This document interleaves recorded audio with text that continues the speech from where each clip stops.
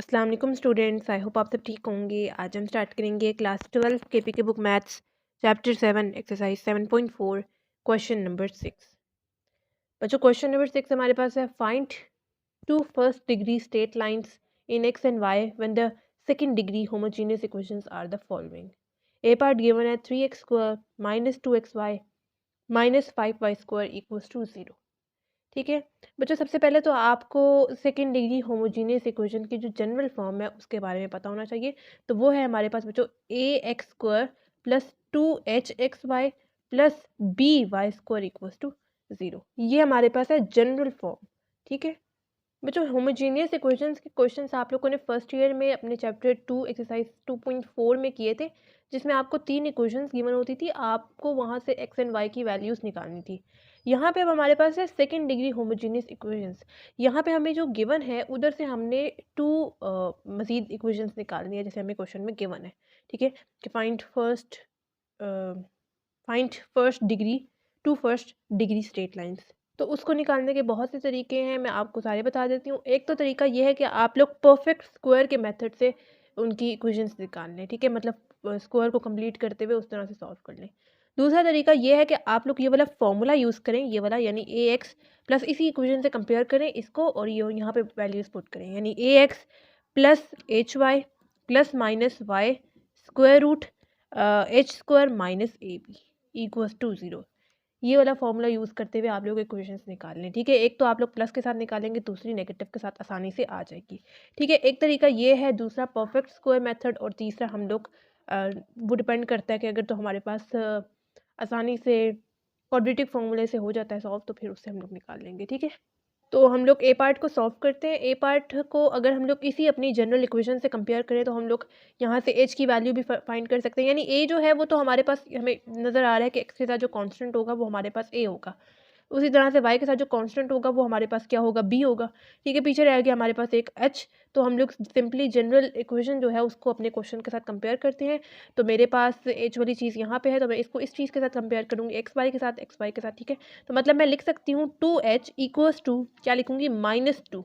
ठीक है, x Y आप लोग लिख लें, दोनों तरफ से कैंसिल आउट हो जाएंगे। ठीक है, और आप लोग डायरेक्टली यहाँ से 2h को उठाएं और यहाँ से -2 को उठाएं। h इक्वल्स टू -2/2 कटिंग हो गई, मेरे पास h का आंसर क्या आ गया, -1 आ गया। चलें जी, अब सारी वैल्यूज आ गई, सिंपली पुट करेंगे, हमारे पास इक्वेशंस आ जाएंगी।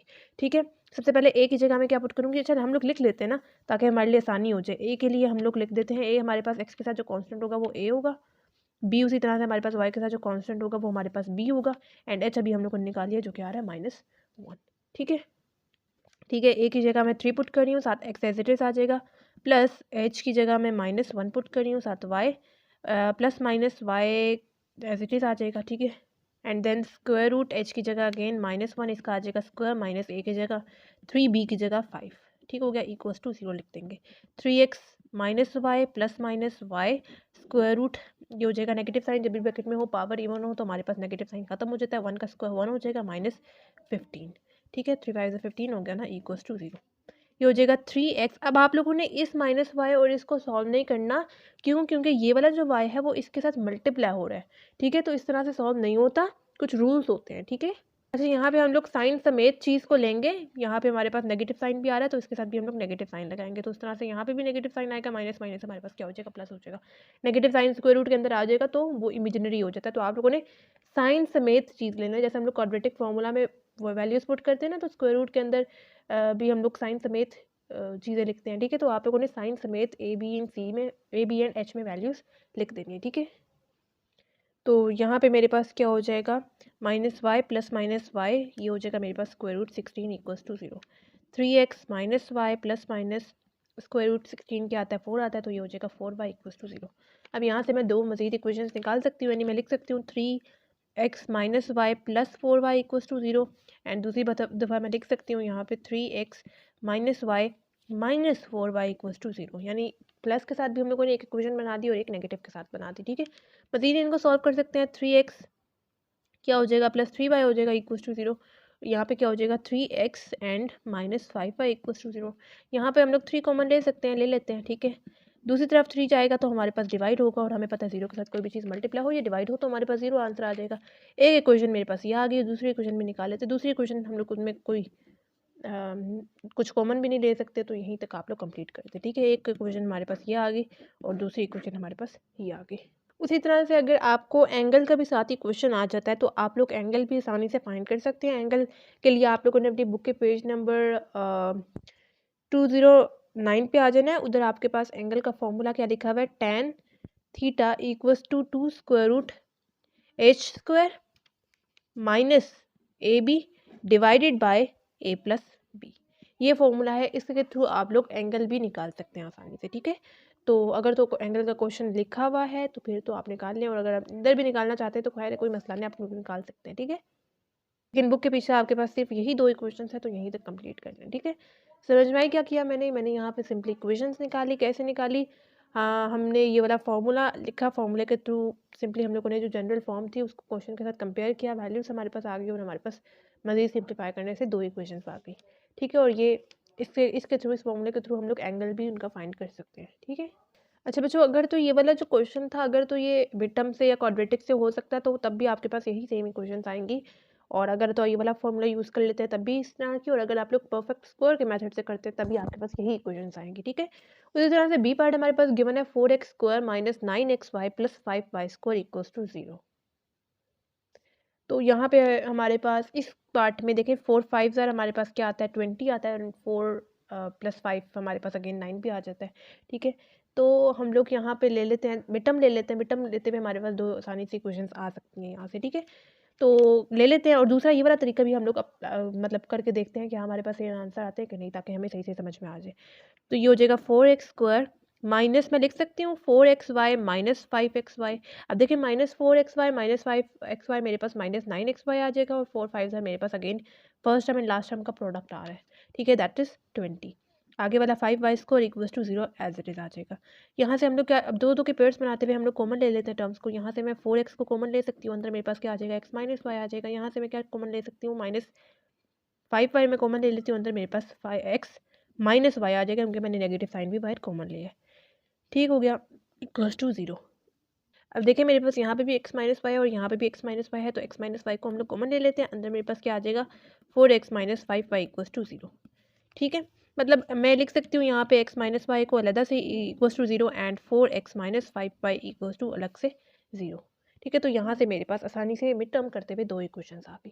ठीक है, तो ये देखिए बच्चों, मैंने सेकंड मतलब उसी तरह से जैसे ए पार्ट को हम लोगों ने सॉल्व किया उस मेथड से मैंने किया है, तो मेरे पास सेम आंसर आ रहे हैं। ठीक है, डायरेक्ट कैलकुलेशंस मैंने यहाँ पे किए हैं, लेकिन आप लोग नोट कर लें या फिर आप लोग खुद से भी प्रैक्टिस कर सकते हैं। ठीक है, फॉर्मूला आपको आना चाहिए, बाकी आसानी से आगे उसी तरह से करना है जैसे ए पार्ट में किया। ठीक है, और हमारे पास सेम आंसर आ रहे हैं। ठीक हो गया, होप सो आपको समझ में आ गया होगा। क्वेश्चन नंबर 7 बच्चों हमारे पास है, show the 2 first degree straight lines in x and y are coincident, perpendicular or neither when they are represented by the following second degree homogeneous equations। तो बच्चों मैंने आपको पिछले क्वेश्चन में सेकंड डिग्री होमोजेनियस इक्वेशन की general form बताई थी, ax square plus 2hxy plus by square right equals to 0, यही बताई थी ना। ठीक है, और पिछले क्वेश्चन में जैसे हम लोगों ने 2 इक्वेशंस फाइंड की थी, अब यहाँ पे हमसे क्वेश्चन पूछ रहे हैं कि हमें बताना है कि जो हमारे पास 2 इक्वेशंस आएंगी, आप लोग जिस मर्जी मेथड से निकालें, क्या वो कोइंसिडेंट है, परपेंडिकुलर है या नाइदर है।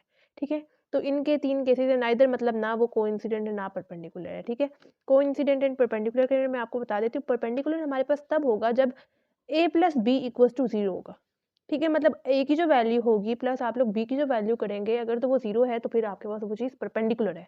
ठीक है, और दूसरी जो कोइंसिडेंट है, कोइंसिडेंट का मतलब क्या है कि हमारे पास जैसे फॉर एग्जांपल मैं लाइन 1 लिख रही हूँ, लाइन 1 मेरे पास क्या है 2x प्लस 3 है, तो लाइन 2 भी हमारे पास 2x प्लस 3 होगी। ठीक है, तो ये हमारे पास कोइंसिडेंट है। ठीक है, परपेंडिकुलर के केस में हमारे पास जो है वो a plus b equals to 0 आएगा, लेकिन आप लोगों ने सिर्फ इतना सा करके नहीं छोड़ देना, ये आपको मैं MCQs के लिए बता रही हूँ। अगर तो MCQs में बस इतना सा पूछा जाता है तो आप लोगों ने जल्दी जल्दी से इधर से ही वैल्यू निकाल के बता देना, मार्क कर देना। ठीक है, लेकिन अगर तो 4 नंबर का आ जाता है फिर तो आपको पूरा प्रूफ करना होगा, वैल्यूज वगैरह इक्वेशंस उस तरह से निकालनी होगी। ठीक है, इस तरह से करके देखते हैं। सबसे पहले वैल्यूज लिख लेते हैं। ए हमारे पास कौन सा होता है, एक्स के साथ जो कांस्टेंट होता है वो होता है, यानी ए मेरे पास 1 है। बी मेरे पास क्या होगा, जो वाई के साथ कांस्टेंट होगा वो वाई के साथ कांस्टेंट क्या है -1 है। एंड एच हमारे पास कैसे आएगा, हम लोगों ने सिंपली इस इक्वेशन को कंपेयर करना है इसके साथ, तो मेरे पास एच वाली चीज़ यहाँ पे आएगी, यानी मैं 2h को सिंपली लिख सकती हूँ 5 के इक्वल। ठीक है, 2 इधर मल्टीप्लाई हो रहा है, दूसरी तरफ जाएगा डिवाइड हो जाएगा, h की वैल्यू मेरे पास 5/2 आ रही है। अब परपेंडिकुलर के लिए हमारे पास क्या था, a plus b must be equals to 0 ना, ठीक है। तो a की वैल्यू मेरे पास क्या है 1 है, b की वैल्यू मेरे पास क्या है -1 है, इक्वल्स टू 0, तो प्लस माइनस माइनस हो जाएगा, तो मेरे पास यहाँ पे 0 आंसर आ गया ना, ठीक है। तो इसका मतलब है कि ये परपेंडिकुलर है, ठीक है। तो पहले तो आप लोगों ने इस तरह से करके देख लेना, उसके बाद फिर आपने मजीद पूरी उसी तरह से क्वेश्चंस निकाल के बताना है, ठीक है।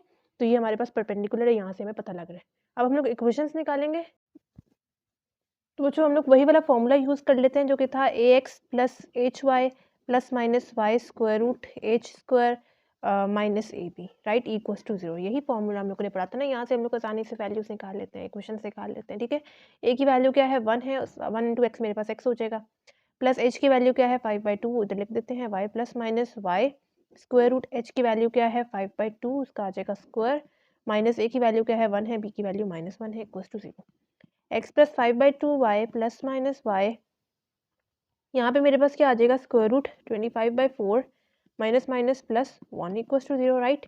X plus 5/2 y plus minus y, यहाँ पे डायरेक्ट कैलकुलेटर से आंसर निकालें, स्क्वायर रूट 25/4 प्लस 1 कर लें, उसके बाद स्क्वायर रूट कर लें। हमारे पास टोटल आंसर जो आता है वो है square root 29 divided by 2 equals to 0। X plus 5/2 y plus minus square root 29 divided by 2 y equals to 0। अब यहाँ से मैं दो इक्वेशंस निकाल सकती हूँ, यानी मैं लिख सकती हूँ x plus 5/2 y plus square root 29 divided by 2 y equals to 0, और दूसरा मैं यहाँ पे लिख सकती हूँ x plus 5/2 y minus square root 29 divided by 2 y equals to 0, ठीक है। यहाँ तक भी ठीक है, और अगर आप लोग मजीद भी आगे सॉल्व करना चाहते हैं तब भी ठीक होगा, ठीक है। हम लोग मजीद इनका एलसीएम ले लेते हैं, यहाँ पे भी 2 है, यहाँ पे भी 2 है, तो इसको भी ऊपर भी 2 के साथ मल्टीप्लाई करवा देते हैं और नीचे भी 2 के साथ मल्टीप्लाई करवा देते हैं। ये हो जाएगा 2x plus 5y plus square root 29y, मतलब डिनोमिनेटर यहाँ पे भी 2 हो गया, यहाँ पे भी 2 हो गया, यहाँ पे भी 2 हो गया, मैं एक दफ़ा 2 को करके लिख सकती हूँ, ठीक है। 2 यहाँ पे डिवाइड हो रहा है, दूसरा जाएगा मल्टीप्लाई होगा, 0 इंटू 2 मेरे पास 0 आ जाएगा, यानी मैं लिख सकती हूँ 2x plus 5y plus square root 29y equals to 0, right. अब ये दो मेरे पास y वाली टर्म्स है, इनको आप लोग सॉल्व कर लें।